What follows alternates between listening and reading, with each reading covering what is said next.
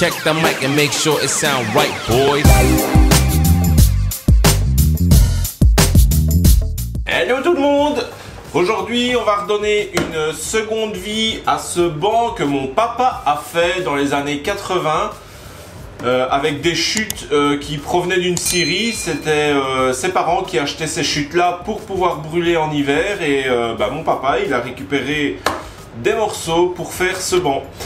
Je lui redonne une seconde vie parce que premièrement, il est teinté et moi le chêne, je l'aime bien naturel.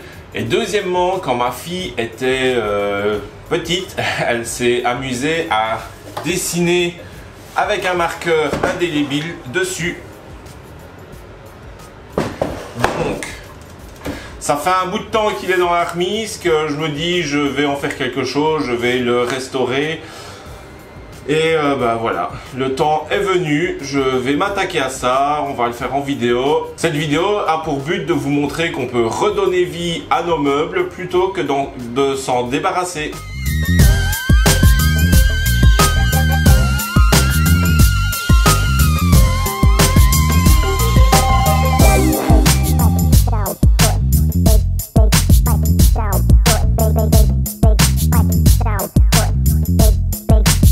It sound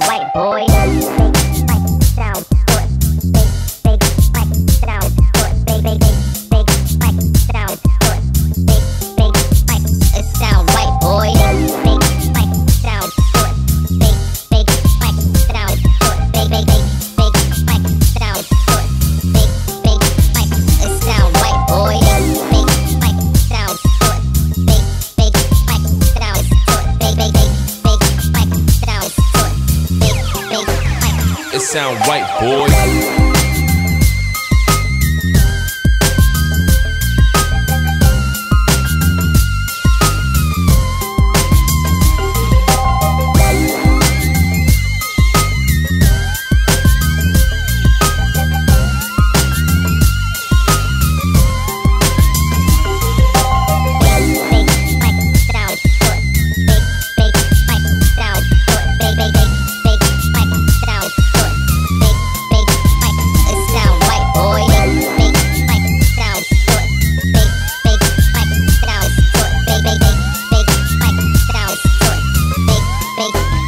It sound right, boy.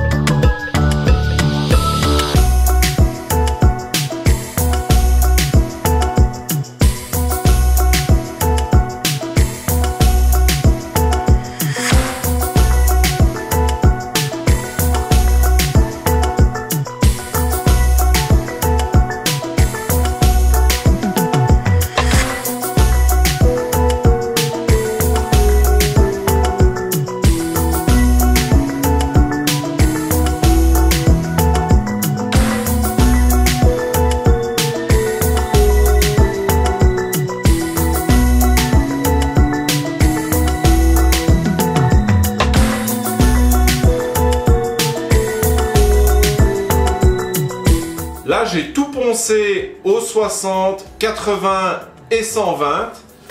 Donc chaque pièce, elles sont prêtes à être de nouveau traitées. Au niveau finition, je vais lui mettre du Rubio couleur naturelle. Parce que sur le chêne, je trouve que c'est celui qui donne le mieux. Et une fois que une fois que j'aurai mis la couche de finition dessus, à ce moment-là, on le réassemble et je le mettrai à son endroit final.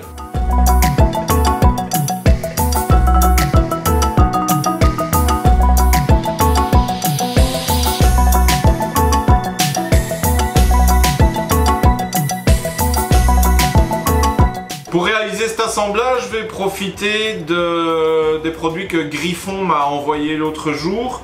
Ici, il s'agit de la Woodmax en version express et elle est D4, etc. J'ai jamais testé ce genre de produit, donc je vais en profiter pour le tester ici dessus, voir un peu ce que ça donne.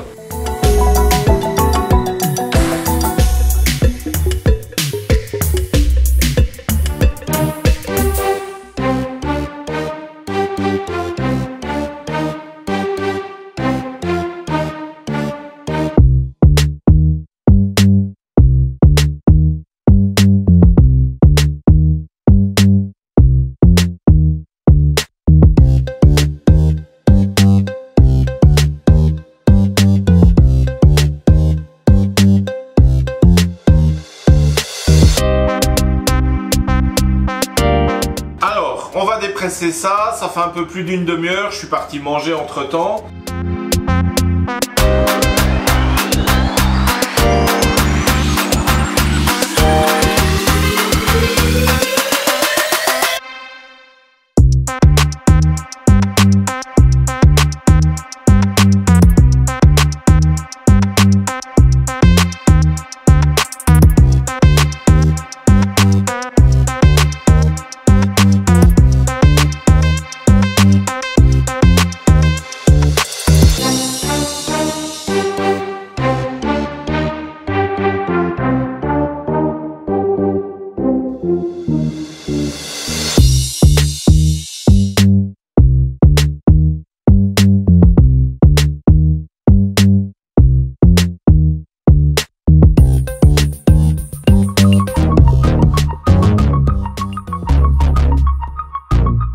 Voilà pour ce qui est de la restauration de ce banc, un banc qui a été fabriqué dans les années 80, donc il a quasi 40 ans.